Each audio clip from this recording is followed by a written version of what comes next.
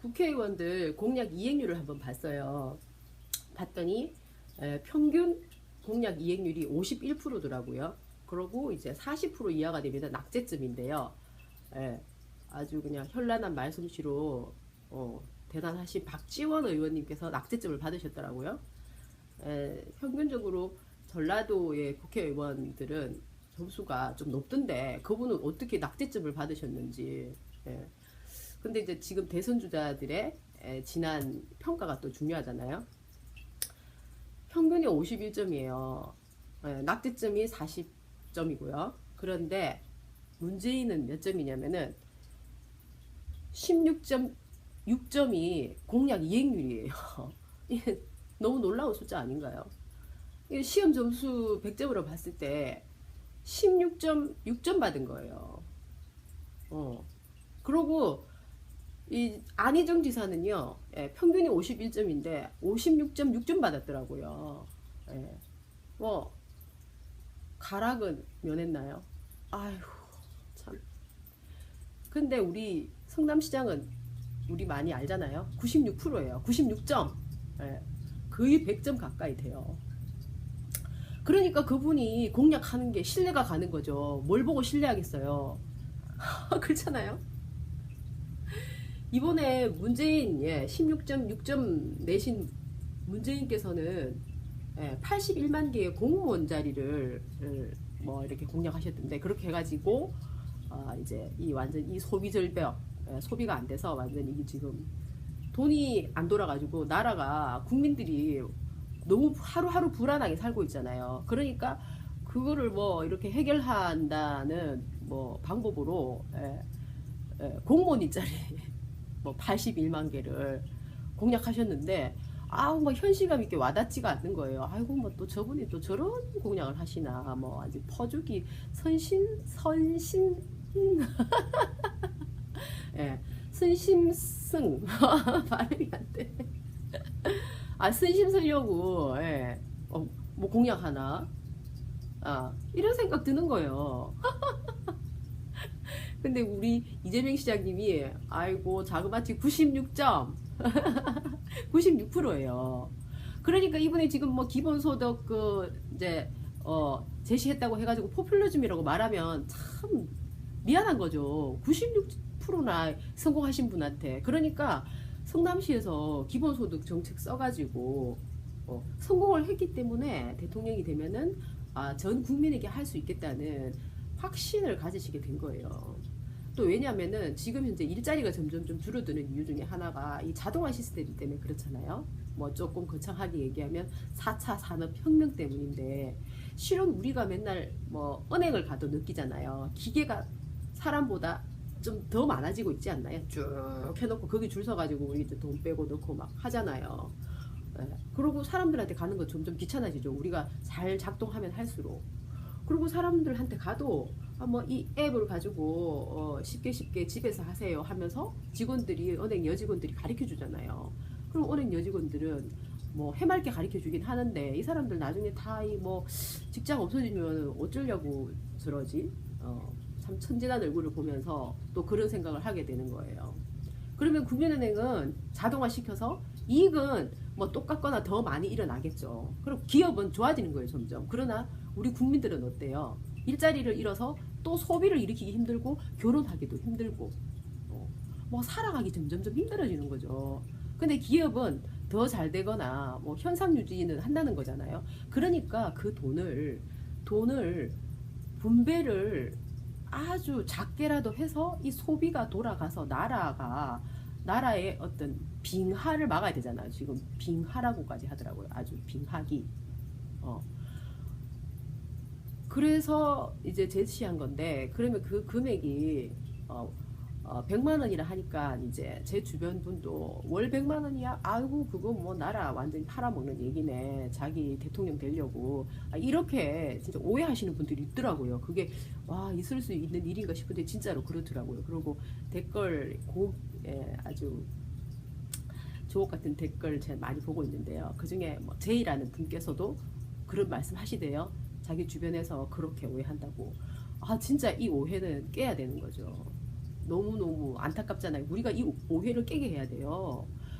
이 진짜 뭐 예를 들어서 뭐 아파트 경비 분들도 직장을 잃을 가능성이 높아지고 있잖아요. 점점 뭐 자동화 시스템 그런 거 더 많이 하게 되고 그 다음에 택배도 뭐 자동화로 하자 뭐 이런 얘기죠. 또 자동차, 택시도 뭐 무인 택시 이런 거.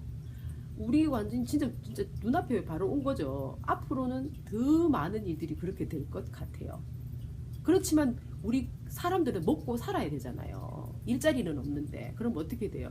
기업은 인건비를 줄여가지고 돈은 더 많아요. 그러나 우리 개인은 소비할 돈의 여력이 없어지는 거죠. 그러니까 정부가 이 분배에 참여를 해야 된다는 겁니다. 그래서 우리나라는 지금 시기로 너무 적절한 시기에 온 거죠. 그러면 재원을 어떻게 마련하느냐 그러는데 그 재원이 이재명 시장님 말씀대로 MBC 그 대통령 후보 뭐 검증해가지고 거기 보면 자세하게 설명을 하셨더라고요. 400조가 우리나라에 연 이제 사용해야 될 돈인데요. 그 중에서 7%면은 가능하다는 거예요. 그러면은 뭐 옛날에 뭐 소비가 안 일어나서 문제가 되니까는 뭐 10조 푼다, 20조 푼다, 뭐 최경환이 뭐 발표를 하고 할 때마다 우리 참 불안했었잖아요. 하지만 지금 이 돈은 27조인데요. 이거는 상품권으로 지역 상품권으로 풀어가지고 지역 경제가 활성화되게 만든단 말이에요. 그러면은 지역의 상인들도 재래시장이 지금 성남시장이 그래서 성공을 잘 하고 있다고 하는데요. 다른 이제 전국의 재래시장들도 다 성공을 하게 되고 그분들도 뭐 자식도 있고 그분들도 먹고 살아야 되고 병원도 가야 되고 돈을 써야 되잖아요. 그러니까 그분들 삶도 지금보다 훨씬 나아지고 우리 국민들도 마음이 좀 따뜻해지고 그렇게 되지 않겠어요. 아이고 정부가 나를 보살펴 주는구나. 뭐 10조 20조 뭐 갑자기 뭐 풀어가지고 뭐 건설 경기를 뭐 어떻게 뭐 한다는 둥 뭐 조선 산업을 어떻게 한다는 둥 그런 말들은 우리한테 와닿지도 않잖아요. 중간에서 누가 다 해먹는지도 모르고 상품권으로 딱 주면은 공무원들도 별로 많이 필요 없어요. 공무원들 그거 다 돈 나가는 거고 공무원들이 뭐 조사하느라고 해가지고 또 중간에서 그 빈자리 노려가지고 뭐 마음은 뭐 그렇지 않았으나 막상 돈을 보니까 내가 요 돈을 쉽게 내가 가져갈 수 있겠네. 그러면 뭐 견물생심이라 또 그런 마음이 일어날 수도 있는 거고 정직한 나라가 되는데 너무 힘든 거예요. 그런 게 오히려. 그래서 저는 이 기본소득 정책이 너무 좋다고 생각해요. 그렇다고 해서 당장에 뭐 모든 국민에게 다 주는 건 아니더라고요. 그러니까 0세부터 29세 그리고 이제 65세 때부터 그러니까 생명이 다하는 날까지 이렇게 그분들이 아무래도 이제 소득을 벌기에 그렇게 쉬운 나이가 아니잖아요. 그때 이제 정부가 도움을 준다는 거예요. 그리고 이제 뭐 보육 문제라든지 뭐 장애인 그리고 농민 이런 분들에게도 골고루 혜택이 돌아갈 수 있도록 정책을 만든다는 거죠. 96점, 96점이에요. 96% 이행률이에요. 우리가 어떻게 그거를 안 믿는단 말이에요. 그리고 또 모든 국민에게는 연 30만 원, 연 30만 원이에요. 1년 30만 원. 그럼 1년 30만 원 그거 받아서 뭐 해? 이래 하지만 1년 30만 원 그것도 그 상품권으로 받으면은 소비자들 그러니까 상인들 있잖아요. 지역 상인들한테는 굉장히 큰 거예요. 우리가 지역 상인들을 살릴 수 있어요. 그리고 그 돈 감사하죠. 안 쓸 거면 모아놨다가 뭐 써도 되고 또 누구한테 그 상품권을 필요한 사람한테 선물로 줘도 되고 너무 따뜻하지 않나요? 나라가 갑자기 나는 이제 사실 좀 감동받았는데 이거 갖고 막 포퓰리즘이라고 말하면 너무 속상하는 거예요. 그래서 이제 그러면 재원을 어떻게 마련하느냐 그걸 가지고 또 이제 막 갑론을박을 하더라고요. 그래서 이제 일부 이제 그 기업들 있잖아요. 500억 이상 500억 이상 회사 500억 이상 매출하는 회사가 우리나라에 뭐 한 약 440개가 되는데요. 그 회사에 대해서만 이제 법인세를 원위치 시킨다는 거죠. 원위치. 더 올리고 이게 아니고 원래 그 전에 그래 했었던 대로 이명박 이전으로 돌린다는 거예요. 440개 회사만이니까 전체 법인이 아니라는 거. 걱정 안 하셔도 될 것 같아요. 440개 회사에 안 들어가면. 그리고 이제 국토보유소, 보유세, 땅을 국토를 우리나라의 국토의 95%를 우리나라의 5%가 가지고 있답니다. 5%가 뭐 국토를 땅을 좀 많이 가지고 계신 분들은 걱정이 되겠지만은 5% 안에 드는 분들은 좀 걱정해도 되고요.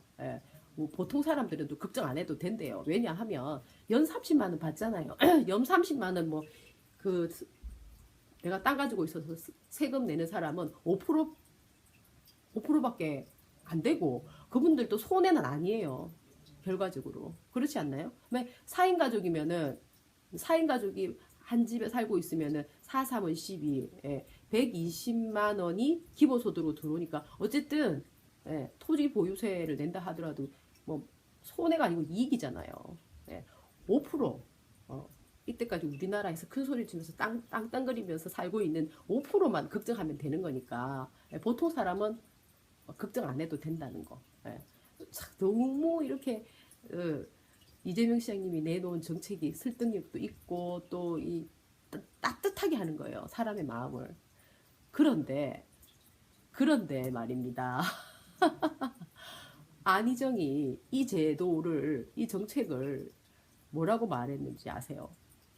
국민들은 공짜밥을 원하지 않는다. 그렇게 말한 거예요. 그래가지고 아니 그 예산 400조가 뭐 그게 국민들 세금이지 그러면은 뭐 그게 공짜인가요? 야 진짜 이 사람 무슨 뭐 대연정 얘기하고 완전 친기업 정책을 딱 펼칠 준비를 하고 있는데 나 이제 그 이유를 진짜 알아냈어요. 너무 이상한 거예요.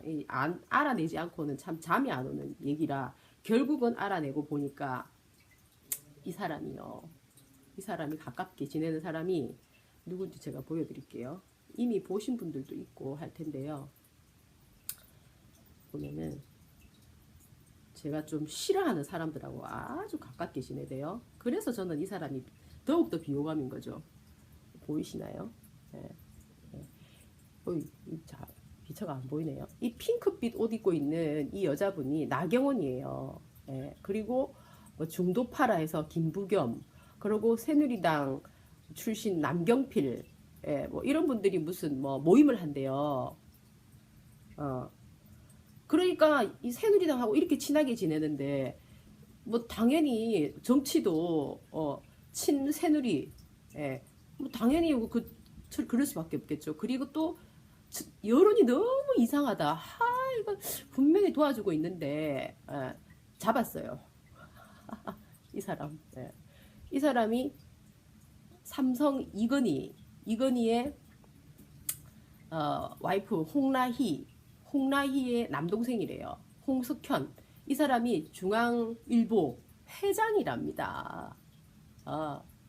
이런 사람하고 그리 가까운 거예요. 그리고 이 사람이 또 뭐냐면은 바둑협회 회장이에요. 갑자기 또 뭐 이세돌을 또 어떻게 또 해야 이세돌 칭찬하는 사람은 안철수인데 이 사람이 또 영입을 한다고 하나 좀 의심했었죠. 역시 이 홍석현이라는 사람 이 바둑협회 회장이니까 뭐 좀 긴밀하다 이렇게 우리는 추측할 수 있잖아요. 아주 합리적인 추측을 하는 거죠. 이거는. 그래서 공약 이행률을 우리가 잘 살펴보고 또 이 안희정이라는 사람이 지금 현재 여당과 손을 잡고 기업의 문제거리를 해결해 주는 사람으로 나서고 이렇게 하면서 지금 점수가 확 올라가고 있잖아요. 이거 우리 경계해야 됩니다. 바이.